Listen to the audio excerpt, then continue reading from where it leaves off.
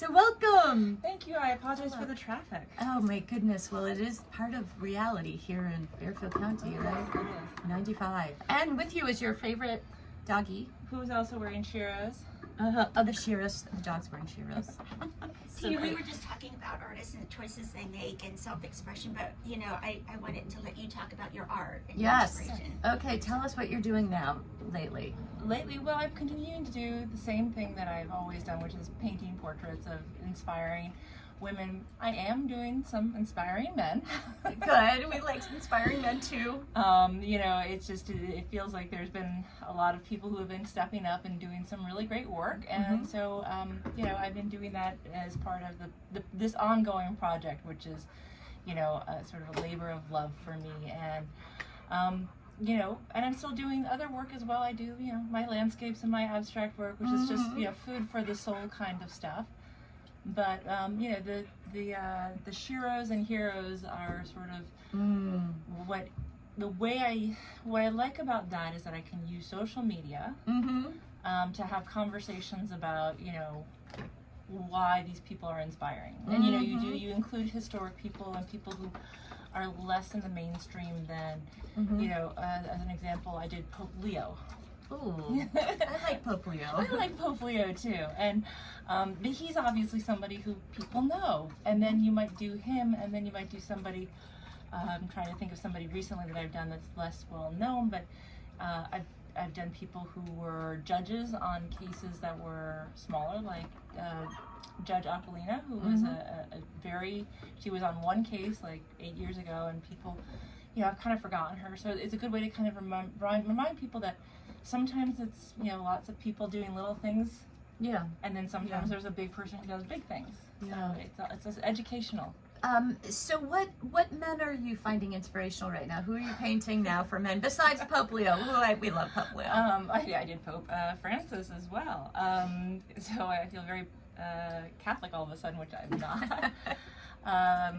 Who would I say that I've painted recently that was, you know, it's interesting. I didn't do it recently, but I painted Gavin Newsom a few years ago, and you know, he's really been doing a great job as governor in California in the past. You know, he's had a lot of challenges, and he's really kind of risen to the occasion. And I think that there's that, which is like we can all rise to the occasion. I like it. And sometimes find our ability to rise to the occasion that we wouldn't, you know, expect in ourselves. So you have the people who maybe you thought were just not going to rise to the occasion, and then you have other people who really, you know, step up. So yeah. No, and in this world today, it's actually, it could be quite dangerous. Yes. And we are in the process of becoming a police state, frankly, given the budget that the ICE people are going to have to hire more agents and to build more of these holding pens, basically, concentration camps, thank you, which are set up to just snatch people off the streets without due process. And we're seeing it right here in Connecticut. It's not been published much, and again, these are areas where rising to the occasion, how do we all stand up and say this is not okay? And by the way, if you think it's happening to other people, you're fooling yourself. It's going to happen to every one of us. Yeah. And everybody has a different path in terms of how they choose to rise up and speak up. And that's like, you know, and this project started in the first Trump administration. And I was, you know, I'm an artist, and I was saying, what can I do that can contribute to pushing back against some of the stuff he was doing in that time? And you know, I was painting landscapes and abstracts, and I love that stuff, and I think the world there's a need for beauty in the world. And then I started this series of one-day portraits, and they're always done in one day. Portraits. Amazing. Which is a bit of an artistic exercise as well as a political statement. But, you know, I was saying, what can I do? And I said, okay, well, I'm an artist, and I can do these paintings, and I have a social media platform, so I can put them on my social media platform, and we can have conversations about why each of these people was inspiring. And it was also, you know, the focus is on women because I want to normalize lifting women up. You know, we love that. We like the men, but let's just lift women up a little bit more because yeah, but you know, women need a little extra. We do, because we get overlooked and our work gets diminished a lot of the time. So everybody has a different role to play, and some people can be more, some people physically can't go to a protest. That's, Right. that's fine. There are other things you can do. You can do something as simple as amplifying on social media. If somebody is doing something amazing, just, go give them some support. Write a comment saying, good job. Because I'll tell you this, if you look at the comments, the people who are haters are really loud on social media, and we can push back on that negativity by giving some love to people. And I love that message, and I think we need to amplify that right now. So if you see somebody that you care and you see they're doing something good for other people, not throwing them in jail for without due process, that you support them and you amplify. I look up, Tina, what is your Instagram? Can you tell people right now so they can find you? All my social media is TL Duryea. The interesting thing is so. And social media is an interesting conversation too. We could have a whole conversation about social media and how it evolves and how its role is in the whole entire discourse we're having. So TL Duryea is my Instagram, but I also have TL Duryea Artist, because the way algorithms work, sometimes if I focus only on art, then I can't do the political stuff. So they're kind of in two little silos now. I understand. And so I have two, Instagram accounts. I have 2 TikToks. I have Threads. That's a lot of work. I have Blue Sky. I'm on Facebook, and it's a lot of work.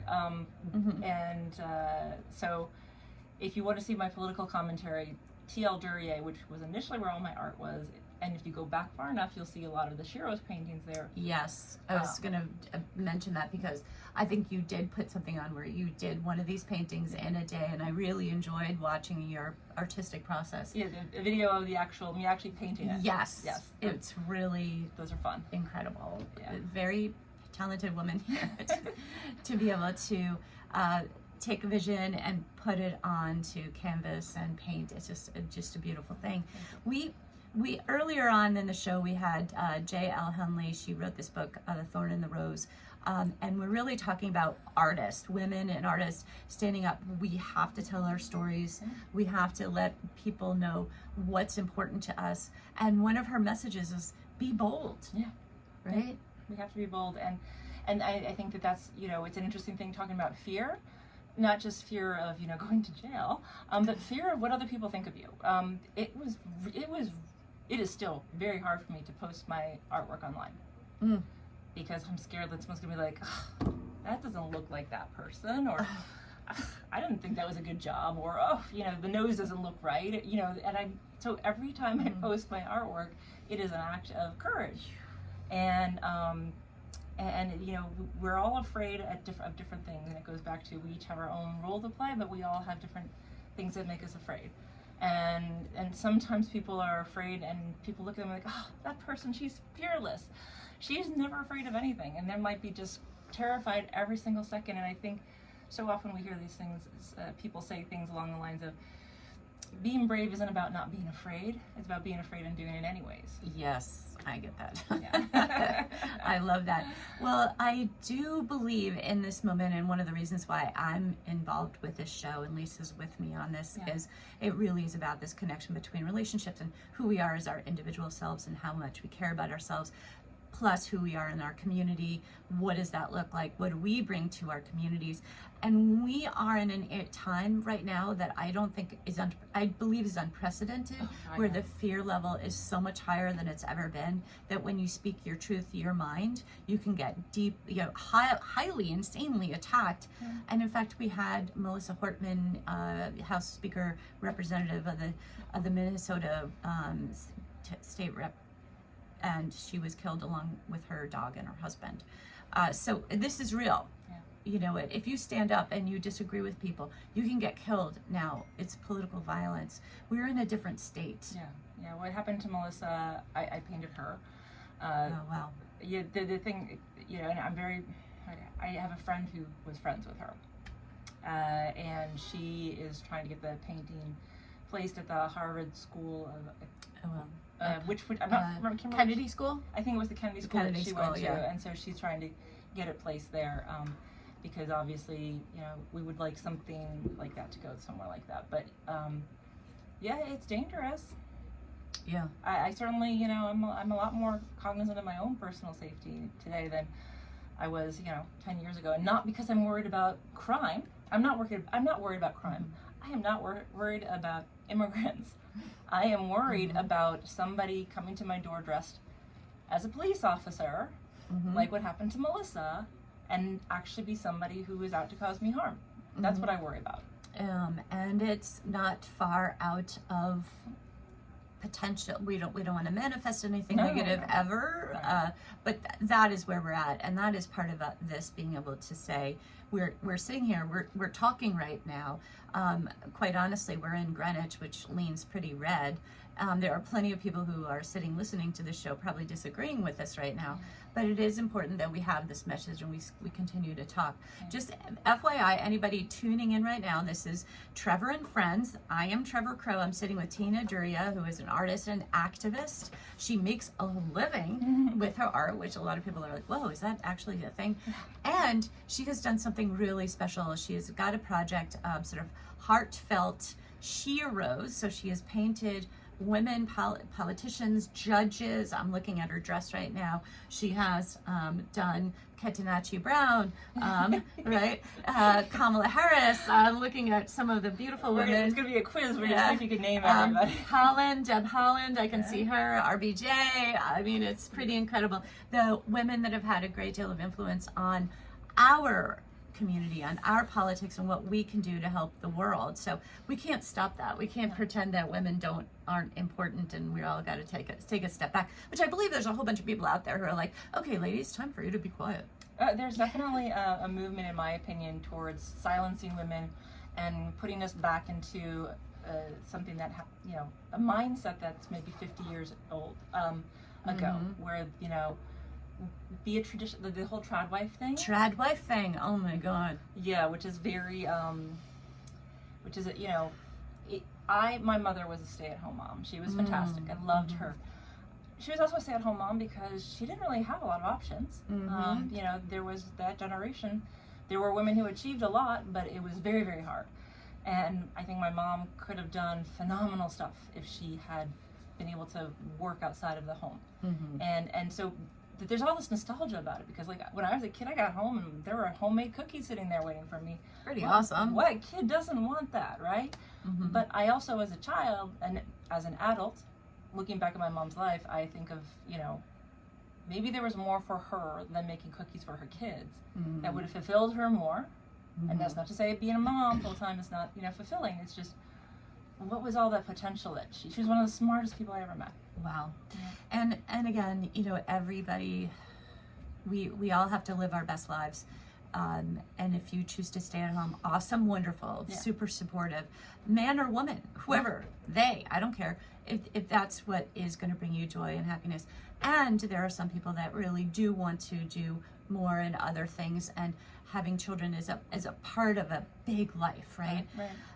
But just sort of add here, our wonderful executive producer, Lisa Hannick, has a great question, which is, if you don't speak up for your values, if we don't start, you know, having these discussions, like, because we will be put back into our homes to quiet down, well, you know, what's the alternative? What's going to happen if we don't talk about our values? Yeah, that's such a great question, and it's a great point, because I think that there's a lot of people who think, I'm just going to be really quiet for the next 4 years and then things will get better. And it's something called obeying in advance, but it doesn't work. It doesn't work, because what happens is when you give a person an inch, they'll take a mile, right? To use an old phrase. And so if we're quiet, then it feeds a narrative that we're okay with what's happening. And I'm not okay with our immigrant neighbors and friends being snatched off the streets. I'm not okay with women in red states not being able to access reproductive health care. I'm not okay with the horrible tariffs, which have harmed. I just was reading that they have a record number of farm bankruptcies this year, because and I never thought about it, but we get our fertilizer from Canada, and the tariffs have just destroyed these farms, and then these farms are going to get bought up by corporations. Plus the fruit is rotting on the vines. The fruit is literally, and it's going to impact our food supply. There's so many impacts of these tariffs, which are truly just mind-bogglingly just moronic, frankly. And a friend of mine who is in construction said they just got a job canceled. This couple wanted to add a $400,000 addition. Now, because of the tariffs, it's going to be $600,000. And they're like, we can't afford that now. So this is only the tip of the iceberg. I imagine your paints are going to be more expensive. Your canvas, literally everything. And this is a man who ran saying he is going to bring the price of everything down at your grocery store. Did that actually happen? No, it's all gone up. So please, people, be real. And this whole Jeffrey Epstein situation. Oh, yeah. That man spent a lot of time with Jeffrey Epstein over the period of 15 years, along with a gentleman who is just as interesting, I'm using that word loosely, John Casablancas, who was the elite modeling guy who was married to a 16-year-old. There's a lot of these gentlemen who had relationships with girls. In today's world, oh my goodness, this would be absolutely unthinkable. Yeah, the thing is, and what really frustrates me about the whole Epstein thing is that we want the little black book to find out who was doing this. I'm like, well, if we listen to women, all of these women who were little girls who were preyed upon on Epstein's island, or not all of them, but many of them have come forward and they've said, this is what happened to me, and they've been silenced. But if we believed women, we wouldn't need that little black book.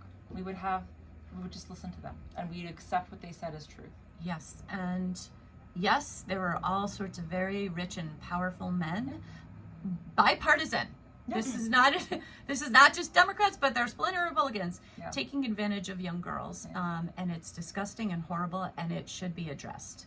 And Epstein blackmailed. Yeah, that was the whole point. He taped these people having sex with these young girls. So that we're hearing from Pam Bondi, oh, look away, there's nothing here. Cuckoo. Like, after she was yelling and screaming with Dan Bongino, like, this is the worst thing. So I do not understand. Well, and then there was, like, the thing last night, there was a resolution that was put forth by some Democrats, and I'm not sure if it was oversight or judicial or whatever, saying, release the Epstein files. Yeah. It was in the committee, and all the Democrats said, let's release the Epstein files, which means there's Democrats going to be implicated in that. Yes. And all Republicans, except I think one, voted against it. So now we're not going to have that resolution passed. It's a cover-up. It's a cover-up. Yeah. But to your point, if we listen to women, and this wasn't they were the young girls, they didn't, oh my gosh, it makes my blood boil. But it comes back to this, do not be quiet. Yeah. I think, what was the phrase you said? Advance. Don't obey in advance. Don't obey. Do not obey in advance. Do not obey in advance, ladies. Yeah. So we've got just a minute or so left. So Tina, just a couple last words for some of the listeners today. Any thoughts from you about keeping it real? I think, Mr. Rogers, look for the helpers, look for the people who are doing the work. There are a lot of people doing the work and not getting credit for it. And this goes back to my saying, support the people who are doing it. There are so many people who are doing it in Congress, even like everyone's like, oh, the Democrats aren't doing anything. No, they're doing stuff. So, but we don't talk about it. So lift up the people who are doing the work, support them, give them love, support their businesses, whatever way you can support them, and look for them and find them, because they're not getting the love in, the media that they should be getting. Absolutely excellent message to everybody out there. All right, everyone, this is Trevor and Friends, Trevor Crow. We are so delighted you've been listening. Bob Small has been our technician. Thank you, Bob. And we've got Lisa Hannick sitting here. This is WGCH 1490. It streams on WGCH.com. If you want to see this later, it's going to be on YouTube and Spotify. And thank you again, Tina Duryea, for a really great interview. All right, everybody, stay cool, stay hydrated, and talk to you next week. Thank you, Trevor.